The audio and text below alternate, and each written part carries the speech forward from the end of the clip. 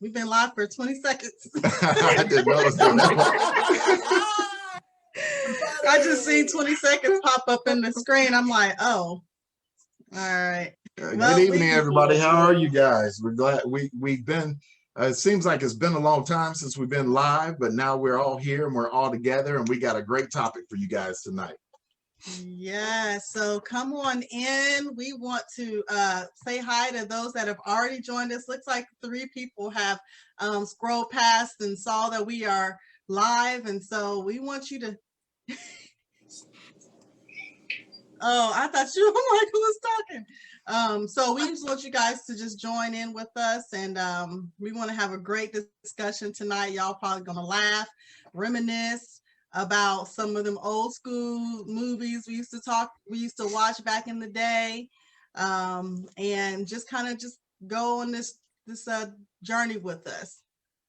So come on in, guys. If you're in watching, go ahead and just say hi to us in the chat.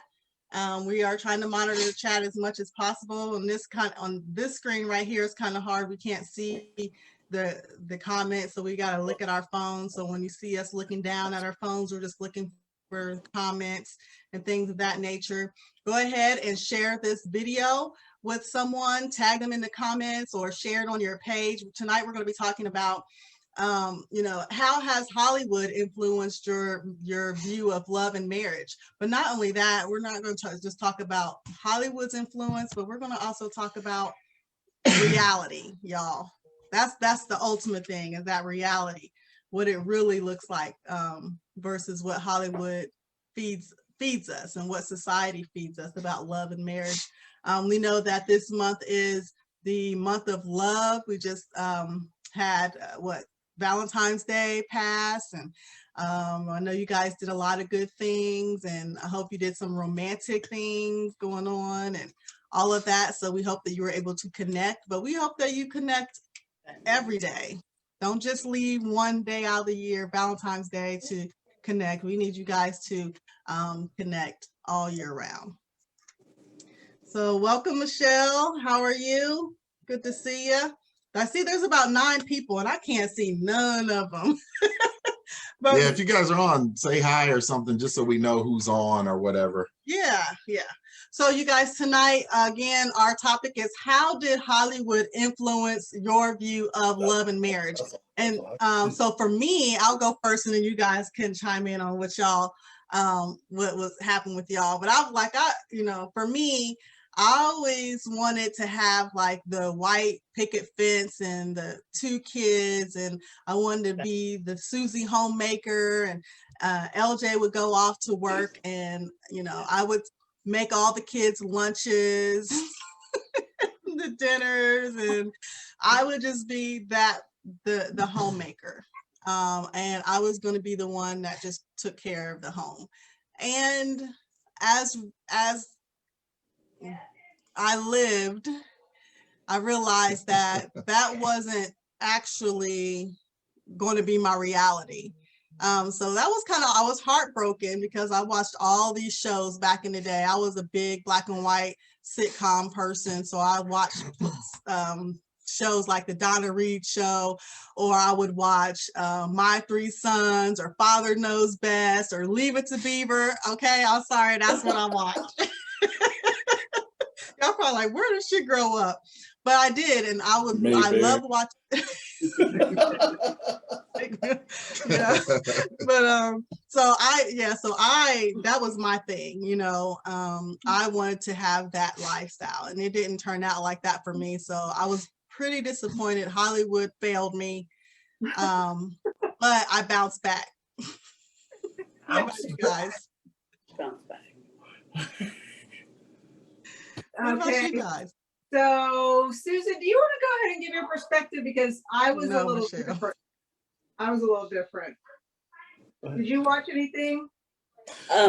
So for me, watching the sitcoms, one of the things I think about is, everything happened in like 30 or 45 minutes. So whatever issue or problem the husband and wife had, like, it was over in 45 minutes. Like, it was like happily ever after. Like, oh, he said his piece, I said my piece, and then we go on. But we know in marriage that sometimes issues go beyond 30 minutes, they go beyond 45 minutes, sometimes they go a couple of days. If we're going to be truthful, you know, it doesn't mean I love him any less if we have an issue, but you know, it's like, you think about that, like 45 minutes, really? You know, and it was so easy. They knew how to figure out how to work it out. And then they just gone on about their business. And it's just like, there's some issues that we need to take it deeper. It's funny you say that, Susan, because that's what I kind of reviewed the reality of marriage being like. You know, you have issues, you get into that, and then you just resolve them just like that. It's over. You know what I'm saying? There was no day after day after day or anything like that. It was just real quick, and I was going to have a great marriage, and it wasn't going to be a struggle. You know what I mean? We were going to smile and laugh and play each and every day. You know what I mean? It was just going to be great. And then reality set in after we got married, and we started dealing with all of the things that marriages deal with. But, you know, as far as families, and not just families, you know, because you got your kids, and then you got the jobs, and whatever else comes, you know, and all those struggles, that reality, man, when that hits, you're like, man, my thought process was really off. This is totally different than what I thought marriage was going to look like. Yeah, and it's like, you know, for those rough, those tough moments where they're going at it, it's like, oh, if he hollers at me, he's going to apologize right away. If I cry, he's going to be there just to hold me, even though I'm the one that made him mad. Do you know what I'm saying? So I find that funny too. It's just like, you know, like it's just going to all work out so quickly and so well. Nobody's going to toss anything. Nobody's going to kick anything, you know, not saying that you should, but you know, nobody's going to get to the point where they're screaming. Like it was all good. Happily ever after. Yeah. That, you know, I think about Cliff and Claire Huxtable. You know, she would read Cliff from time to time, and she would put Cliff in check, you know, but then, you know, like you said, they would make their list, and you know, they would go off and do their things, or you know, they would, you know, argue and fuss and fight about the kids, or who's going to do what. And you know, they had a close relationship, but then, like you said, it just wasn't, you know, it was TV. But I think about that, you know what I mean? It just blew my mind when you step into real life marriage, and you have to take a dose of reality. Yeah. It doesn't work like that. You know, you try to make your list with your wife, she don't want to make no list because she don't want to talk to you. Or the list is totally different from what the list you have, and you're like, man, how's this gonna work? This is two different totally lists here, and I don't even know how we're gonna get this to work. So you know what I'm saying? That reality, once it sets in, that happily ever after reality is, it's like, no, that's not it. Marriage is work. You know what I mean? We got to learn, get to the point to where we put in the work to make a marriage work. If marriage is a journey, it's not a destination, it's a journey. Yes. Yeah. I think for us, I just wrote down a note that when we first got married, some of the first movies that we watched as a married couple, one was Love Jones and Love and Basketball. And Brown Sugar. And Brown Sugar. So our marriage started off with this sensual flair to it, you know, before the kids. So before the kids, it was like Brown Sugar and Gravy. Boy, every day, every week, I was like, oh, this is something special right here, boy. That first baby came along, I was like, what happened? And what about Brown Sugar? Well, and the thing is that with Brown Sugar, you know, they were best friends. Right. And so, you know, to think of your spouse as being your best friend, that is what's supposed to be, but, you know, and you don't necessarily argue with if, you know, as for me, I have a female best friend, my female best friend, then I do my husband, because he's my accountability partner every single day. I mean, my girl might call me out, but this person is looking at me every single day. So that brown sugar, like that little Flair and Flav, and oh my goodness, it was like, oh yes, that is awesome. Like that's what we gonna be. Yeah, we gonna be. And then you wash them clothes for the first time and see them dirty socks. You be like, oh, Just a little peek of reality came through. Right, Little reality peek. started creeping in, and then the babies came in, and then changing diapers, and then your brown sugar is like, well, you got to work to get that brown sugar. That was work. Work. But you guys, it's funny because I mean, I remember some of these movies. I remember, oh my gosh, and you guys that are on the chat, I want you to type a movie that you thought was like the best, like that's how you was gonna meet your boo, or that's how you thought your life was gonna be with your, you know, your spouse or girlfriend or whatever. But Love and Basketball, my goodness. Mhm. I mean, at the end, after they went through all of that, and then at the end, and she playing basketball, and her daughter and her husband sitting in the, I'm like, oh my gosh! I was like, that's how it's gonna be.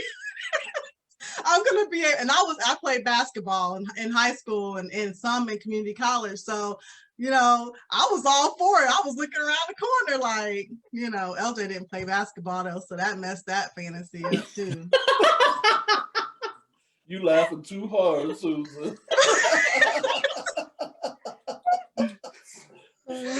But You no, know, I mean, wrap it up. I think Love and Basketball might have been out a little bit after maybe, but still it was the same. I mean, I could feel her because, you know, I was a basketball player, but you know, those things you just, I mean, or like, remember, okay, here's one, y'all, and I don't know who all can relate to this or if you even went there, but what about books? What about those romantic? That was me more so than movies, actually, prior to marriage. So like, because Richard is a movie watcher, we watched a lot of movies. But prior to me being married, coming out of high school into college, I was reading a lot of novels, and I was able to create my own image of scenes, of characters, of, you know what I mean? Why don't you be transparent, honey, and let them know what book you read? Just for the audience, let them know what book you read. I didn't read the one novel that might bring up, I did not read. Oh, so which one did you read? I read all of them though. I read a lot of Eric Jerome Dickey books, and Zane was like Zane. Zane was an author that, yeah, they were. Wait, Tanya, Pride and Prejudice. No. Oh, you, Michelle put it out there, 50 Shades. Michelle. Dude. I'm still trying to think about Pride and Prejudice. I'm still trying to figure that out. Now I'm gonna have to go back and get familiar with it, figure that one out. Okay. Oh, and then I think Michelle. the whole point to that is the fact that we indulge ourselves, you know, at a young age in these fantasies, and they influence our thoughts. They influence what we think reality is going to be. And the reality is, yeah, you can live in those fantasies in a great marriage, but you know, you're climbing up that mountain first, and you're always climbing up that mountain. The amount of work that it takes in a marriage is significant to have a great marriage. But if you put in that work, you know, and then you can have all those fantasies in your marriage. And you you know what don't I mean? see that work on the show. Yeah, you don't see see it. that work. You know what I mean? Right. You might get a little bit more out of a book because they can be more detailed. But like Susan was saying, in 45 minutes, you was getting the cliff notes. Right. Susan, when we was going over this, you said something about what are reality TV shows for? They're for entertainment. Entertainment. Right. So even the sitcoms, the reality shows, you know, like we talked about, like 90 Day Fiance, Married at First Sight, all of that is for your entertainment. So, but a lot of times we take those images, we take those thoughts, and we're like, well, that would be nice. And then I expect this from my husband, but sometimes we don't even tell him what we expect. So it's like, well, Derek doesn't X, Y, or Z. Derek doesn't do this. You know, he doesn't say hi with a special kiss when he sees me. Like, you know, whatever it is, you know, you insert whatever it is that you're comparing your spouse to. It's like, well, however, have I ever told him how I want to be, you know, kissed or, you know, hugged or, Right. you know, and so we get these expectations. And then the first time he does something I don't like, well, that's why you don't ever do that. And it's like, well, wait a minute. And all the while, I'm just being Derek, and she was thinking of John Gray off of Grey's Anatomy, you know, and it's like, I'm sorry, you know what I mean? Right. Yeah. Well, because, you that know, bring. Go ahead, see Richard. we see marriages like that, right? We see marriages that function on this superficial level. They're so superficial. You know, I'm not saying things wrong with some of the things you do, like opening up the car door, you know, pulling back the chair, you know, being a gentleman. But yet still, when you come behind the walls of your own home, it's chaos. You know, the marriage is in chaos. It's all superficial. It's also people have this appearance of what you really are. Come on. That's good. That's good. And then you know what? Also, Rayana said, you know, it comes back to that communication, and you know, you guys know that we're big on communication. If you can't tell your husband what you want, you can't tell your wife what you want. How can you expect anything different? How can you Right. expect to have those things if you don't communicate those things? In Hollywood, the director tells the actors Yeah. what they That's need exactly to do. right. Right. You So know? I was about to say, so what are you supposed to tell your husband? Can you read chapter 5 real quick? Yeah, read chapter 5 of James. Yeah. Paragraph 7. That's what I need in my relationship. I mean, really? That's pretty good. I kind of shared it. So I want to go back to like Michelle on her 50 Shades. That was a really big craze back a few years ago. That 50 Shades came out, and oh my gosh, all the disgruntled and unhappy and unsatisfied women came out the woodworks on reading 50 Shades. And it was just like, it's you know, and it would have all this eroticism. And I remember almost falling for that, like looking at LJ like, you sure ain't exciting. You don't even do this, you don't do that. Like, did I ever think about doing any of those things before? No. Right. But because I allowed myself to fall into this craze to figure out what was going on with this 50 Shades thing. Right. After I got over all the other stuff, and I you know, I got a little more into what was about to happen with the characters, but I fell for it, and I'm like, if I can fall for it, how, you know. So, you know, we really do have to be careful about what we put in our eyes. What? Michelle. She said, beat me, then freak me. Now, the one thing Oh my about that gosh, now, that is because hilarious. I mean, but yes. between consenting adults in a marriage under God. Ooh, that's a good question. That's right. Go for it. That's your relationship under God. That's fine. It is sanctified under the Lord to have your relationship. You know, that's perfectly fine. So some of those things that we may have heard of, we may be curious about, you know, you need to form a good communication bond between your partner before you start talking about those things. But we have to be careful, like you said, Navika. You know, we may be influenced subtly about certain things that happen in our lives, and the consistency in those things, it starts to become who we are. Yeah, without us even realizing it. Because I mean, for all I know, he could have been watching a show that was like thinking that he was going to have a Susie Homemaker. Yeah. And it was like, you What's don't wrong have with Susie? Yeah. There's nothing wrong with it. Richard, were you answering Rebecca's question, Richard? No, I was not. Okay, I'm sorry. so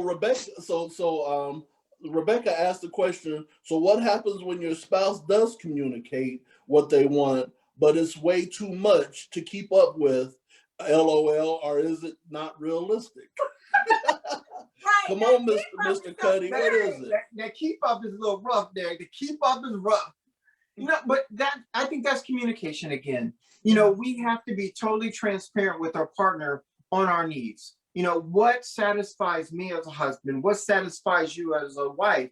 Because we know, what do we do in marriage that is key to a successful marriage is balancing out the two and compromising. Yeah. Compromising in a marriage. Yes. You know, I can't always have ice cream I can't always have chocolate ice cream and whipped cream all the time. And you can't always have cherries. But we can compromise and we can have a sundae. Yeah, what's a good compromise, you know? Right. Yeah, 'cause I mean, But see, I was going to say that's that communication. Like if your spouse communicates something like that to you, Rebecca, and you're like, wow, I can't even keep up with that, then that's where the communication keeps going. And you provide your input to what they've already told you. Mhm. And then you guys come to some kind of consensus on what can be done, what you guys can do and what you can't do.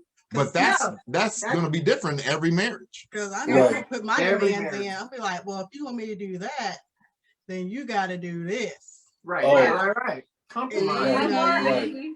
Right. Make it Well, fun. like Bourne says, ask questions. You know what I Yeah. mean? If you don't ask questions, you never know. You know what I mean? So it's like, so if I can't do this, well, can I do this? Or Right. can I try this? How about Right. this? Will this work? You know what I mean? Again, it's about compromise. You know what I mean? So That's hey, good. So, you know, we talk about Hollywood influence and movies and books and things of that nature. We know that that people can very well easily be influenced by that. But how much more is it for people who are real marriages to be the influencers and the teachers when it comes to love and marriage? How more important is that? Yeah. Go ahead, Was there- Oh, I was going to say, yeah, Navika, I think that's important that we have to realize not only are we influenced by the media, by other people, but we as representatives under Christ and representing the church and Christ himself in marriage, we are representing. So we are the individuals that people need to look up to, that we could possibly influence in a positive manner in marriages. We have to always make sure. I know it's a big responsibility, you know, especially I'm speaking with Christians, as married Christian couple, I know it's a huge responsibility. We're real too, just like everybody else, but we do have a responsibility. You know, we're trying to uplift individuals in marriage and not trying to tear marriages apart. So we have to be the example. We have to communicate. Like we say, we have to listen to what we're teaching. that's right. That's right. And then that's another reason why all of us on here, I can say for all of us, that we're all very transparent in the things that we go through. Because if we were to put up a facade as everything's hunky-dory, everything's great all the time, there's some people that's going to see that and be like, I can't meet that expectation. I can't do that. My marriage is not what you're representing. So I'm doing something wrong. I'm broken here. I can't figure this out, you know? So that's why I know me and my wife, we're so transparent with the things that we've gone through and with the things that we go through today, you know? Right. And I think the one thing that we have to remember is Hollywood is Hollywood, and Hollywood's job is to entertain us. That's what they're there for.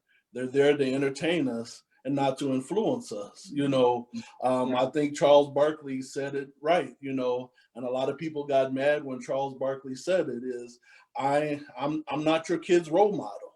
Yeah. I'm not there to be your children's role model. And I think he hit it dead on the head. Mm-hmm. The sports stars, you know, TV stars, actors, actresses, they're not there to be our children and our role models. You know, why did I say that? Is LeBron James is he a good basketball player? Yeah. Does he do good things for the community? Yes, he does.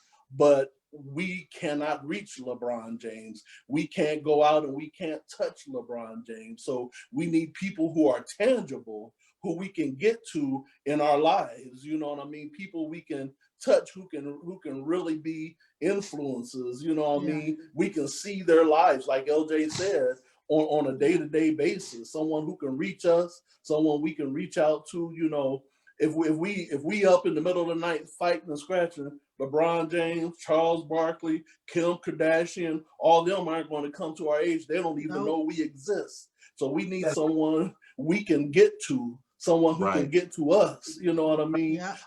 Those are people that we can draw from, that can pour into us, and you know, in our times of needs as couples. That's good. Right. And LJ, make sure you pick up the phone when I be calling you on Thursday about 10:15. You be like, pushing me to voicemail at 10:15. I be trying to call. I'm Right. like, what's going on? And the I thing don't know about nothing it, about that, man. right, Hey, right, I answer right. the phone, believe me. And you know, But there's that's, I mean, there's that is a nothing good, wrong. There's nothing wrong with watching TV. There's nothing wrong with watching watching shows. But again, you have to be careful what you watch. You know what I mean, and what you let filter through your system, because right. you never know. And I'll be the example. You never know when Martin Lawrence is going to pop up in your marriage, Gina. Right. You never know when Martin Lawrence is going to show up, because it's the little things. It's not the big things. You know what I mean? The little things that we watch. Martin Lawrence may show up at this house in Grove City sometime, uh-oh. and I have to. The Holy Ghost has to reel him back. Right. Snatch And, you you up. know, it's funny because no. I'm I'm gonna just say another influence we have to be very careful of is your friends and your family. Your Yeah. friends and your family. Because not all your friends have your best interests, right. or all those Right. people that you call your friends have your best interests. You should know. I mean, I know that the people on this Facebook Live, I know that they have my best interest in mind. They're going to tell me when something's wrong, but not all friends are going to do that. And we actually experienced it firsthand right after we got married. We sure did. I had We a sure friend did. that was somebody that I thought was really close, and like at my bridal shower, somebody had said something, and it was just like, and then it came to me, and I just was like, look, you're not for our marriage, you're not for our union, then Right. you can't be a representation of Yeah. our circle. Right. Because this bond between man and woman, that's the most important thing. We have to realize that it's your relationship with Christ, and it's the bond between you two. That's where that Yeah. strength needs to come from. That's it. You start letting other people build in on your relationship, you're gonna find yourself reaching out of your house, looking Amen. for something else. And that's Yeah, right. Born said it really good. She talked about having she don't want a plastic marriage, it's one where you're pleasing other people and that whole thing where, it's all about the shallowness of what people see instead of the transparency and getting real and being with each other and doing the work. One of our, LJ and I, we have a small group, marriage small group. And in one of our small group studies, we studied Dr. Tony Evans' Kingdom Marriage. And one of the things that Dr. Tony Evans said is that marriages are the most powerful influence in our communities. That's why the enemy is so, he wants to go after marriages. He wants to tear marriages down and tear them apart, because he knows that that's the most powerful representation. Again, what Richard was saying, Richard, you were saying about how we represent Christ in the church. We represent that relationship that anybody could have through Christ, with Christ. And so we have to represent that in our marriage, because again, just like what Derek was saying, we are the tangible ones, right? Who do you call when your marriage is going through and you need someone to talk to, someone that you can reach out to and be transparent with, and they'll be real with you, and they'll be with you and sit next to you, walk side by side with you as you're going through these different things. It's real marriages. It's people who are willing to be vulnerable with you and willing to work with you and help you and let you know that, hey, this is what it's all about. A lot of times we think we have to have, we're searching for this perfect marriage. And I believe that marriage can be perfect in itself. But we strive to do that. We strive to make those steps. We wake up every day thinking about how we can love our spouse more, how we can make it better for them, and, making sure that we are giving of ourselves. And these are the things and the examples that people need to see. And Brad, he said it's really simple. He said, outgive each other and out forgive each other. You know what I mean? Out give each other, out forgive each other. We always say be the one who loves the most in your marriage. And That's that's really just giving and giving and giving to your spouse. Mhm. And if Yeah. two people are doing that, that's going to end up being a great marriage. But like Brad said, also through marriage, you're going to hurt each other. You're going to Yeah. make mistakes, Yeah. and you're going to have to learn to forgive each other if you want to move forward That's the key. and to grow closer That's to each it. other and to grow closer to God. That's it. That's the what that's what we have to learn to do. That's it. Yeah. And when you forgive yourself also. Yeah. Forgive yourself also. And when you forgive yourself, it becomes easier to forgive your spouse also. You know what I mean? Because if you don't forgive yourself, you can't start to forgive other people either. Right. That's Yeah. right. And put forth, I would say another thing to that, and put forth the effort. Yes. You know, I always had this analogy about the river. I use this analogy that, you know, most people in the world, they just jump in the river and they go downstream. That's it.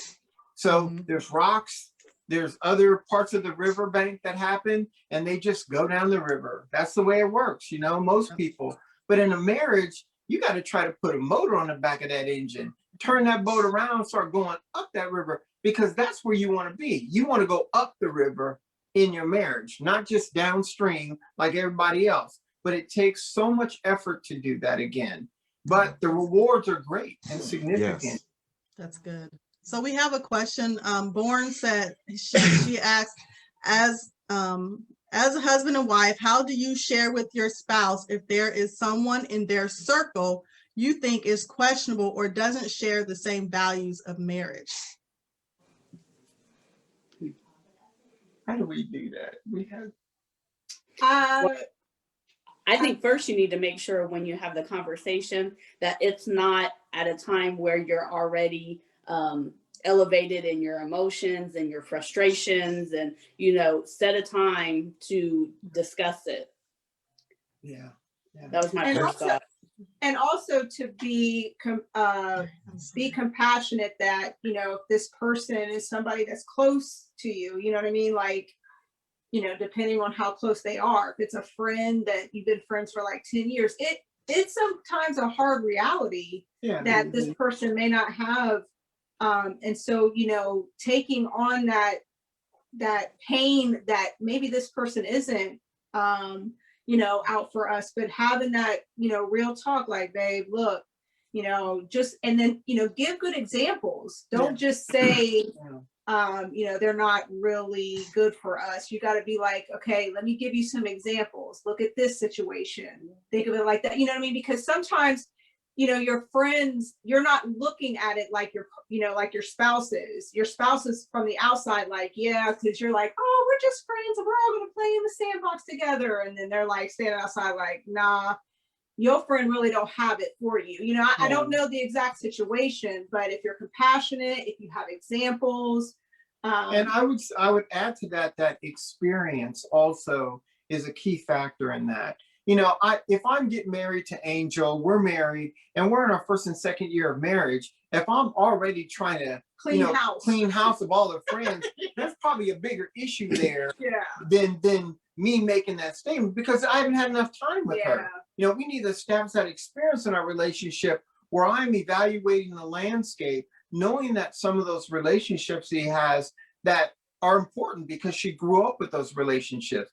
But then when you get to like that, I'm being kind of comical here, but you get to the 5th year, you probably have a little bit more experience and you could probably say something at that point in time. Look, Bobby got to go. That's good.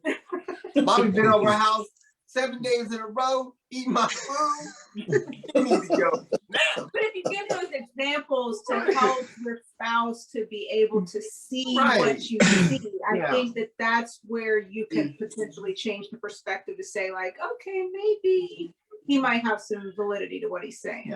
Yeah. And that goes back to what we were saying earlier about not everybody has your best interest of your marriage. You know, there may be some brothers out there that is your boys that you grew up with, and their eye might not be on your best interest. Their eye might be on your wife's best interest. And there's some girls out there that you grew up with, went to college with, y'all was doing some stuff, skeletons in the closet. She looking at your man like, yeah. You got to be careful of that. Yeah, You that's do. true. You do. Yeah. That's good. Well, you guys, you know, the main thing that we want you to take from all of you guys that are watching, we hope that you enjoyed our conversation tonight. The main thing that we really just want you guys to take away from this conversation is just be careful of what you allow to influence your marriage, and be conscious of the fact that your marriage is an influence. Yes. You have people watching you. Yes. You have people watching how you deal with certain situations. They're gauging their response on what they might see you do, or they may come to you and ask a question, and you might not even think anything of it. You're just like, oh, we're having a conversation, but really they're looking to you as an influence. So Yes. just be conscious of the fact that your marriage and your relationship with each other, your spouse, is an influence on others. And especially if you're in a kingdom marriage, if you are a Christian, it is very, very important that you make sure that you are being transparent and displaying the characteristics of Christ in the church. Within your marriage, people need to see that you can forgive each other. People need to see grace in your marriage. They need to see that you're loving. They need to see that you treat each other with respect. They need to see that you guys are able to communicate and bend and you know, work through certain things. So, and look at those couples, Nabika. Watch those couples. We all see them. We all see them. Typically, I've seen them, they're much older couples, but Yes. the way they react, the way they hold on to each other, the way they respond, I mean, it's just magic when you see it. yeah. You know, I love to see that, an elderly couple, and they're just like, yeah, that's what one means. That's what Yes. one means right there. That's good. right. All right, you guys, anybody else have any comments before we leave? All you It's guys been out great. there, thanks. Go ahead, Derek. No, I just said it's been great. It's always great getting Yeah. online, talking with everybody, seeing everybody. Yeah, definitely. We thank you guys for tuning in to our Marriage Matters today, our Marriage Talks talk show, where we just sit around and we get a topic and we just talk about it and let the Holy Spirit lead. And so we hope that you guys really enjoyed it. Be sure to meet us back here next time. Anybody got the date for that next time? The talk show, the next talk show is March 22nd. March 22nd. Okay, and then you March guys 8th. March 8th. The talk show is The talk show is the 22nd. The Facebook Live would be the 8th. All right. So 22nd and the 8th, tune in 8 o'clock for either one of those or both of them if you choose. We'd love to interact with you guys. We did a lot more interacting this time than we would normally do. A lot of times we do more of our interactions on our live shows, but you guys tune in for that. And also I want to let you guys know that we have one spot left for the Marriage Matters Today Date Night Series Couples Virtual Cooking Class. Okay, the Couples Virtual Cooking Class is going to be March the 6th, 4 to 6 p.m. It's a virtual class. If you want to join us and 10 or 9 other couples, we only got one spot left. So if you want to do that, you can search on eventbrite.com/ couples virtual, I think it's couples cooking class, but you can search Marriage Matters Today or cooking class, or you can scroll down on our feed and find the link to register for that. We only have one spot left for a couple. It's gonna be fun. it's going to We've be done it fun. once and we know it's gonna be fun. It's gonna be So- fun. We'll teach you how not to burn your biscuits. You don't want burnt biscuits. Hey, Or egg rolls. those of you that are already enrolled, if you know one other couple that want to join us, tell them get on board. Get on That's board. right. This is, and then you guys, we have probably, I think about 3 or 4 more date nights that are going to be a part of this date night series throughout this year. So be on the lookout for that. If you're on our email list, we will be emailing you information regarding those events, as well as they'll be on our Facebook page and our website and all of that. But we hope that you guys will, participate and join our community of marriage folks that love to uplift each other and encourage each other and inspire each other to be the best. So, And if you're not on our email page and you want to be, you can email us at marriagematterstoday1@gmail.com. marriagematterstoday1@gmail.com, and we'll add you to that list. all right, guys. Well, thank you for joining us. Hey, Angel, Richard, Derek, Susan, Remember, it was great. yep. We're not saying that. I didn't know what she was setting us up for. I was just gonna say bye, y'all. It's been great because we about to leave here, and we won't talk to y'all until whenever we talk to y'all next. So All right. I'm gonna call you at 10:15. 10:15, LJ. I'll answer, man.